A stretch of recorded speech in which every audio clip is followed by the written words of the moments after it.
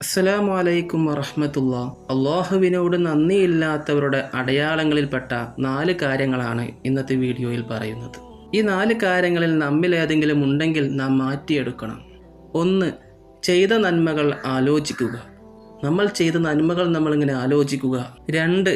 ചെയ്ത തെറ്റുകൾ മറക്കുക. ചെയ്ത തെറ്റുകൾ ഓർത്ത് റബ്ബിലേക്ക് ഖേദിക്കാതെ അതെല്ലാം മറന്നു കളയുക. അത് റബ്ബിനോട് നന്ദിയില്ലാത്തവരുടെ അടയാളമാണ്.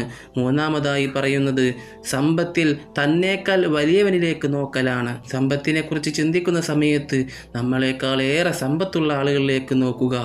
4. അള്ളാഹുവിനോട് ഇബാദത്ത് ചെയ്യുന്ന വിഷയത്തിൽ നമ്മളെക്കാൾ താഴ്ന്ന ആളുകളിലേക്ക് നോക്കുക.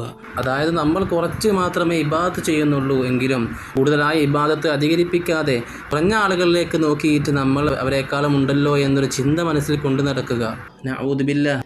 ഈ 4 അടയാളങ്ങൾ നമ്മിലുണ്ടെങ്കിൽ അത് അള്ളാഹുവിനോട് നന്ദിയില്ലാത്തവരുടെ അടയാളമാണ്. അള്ളാഹു സുബ്ഹാനഹു വ തആല നന്ദിയുള്ള ആളുകളിൽ നമ്മെ ഉൾപ്പെടുത്തി അനുഗ്രഹിക്കുമാറാകട്ടെ.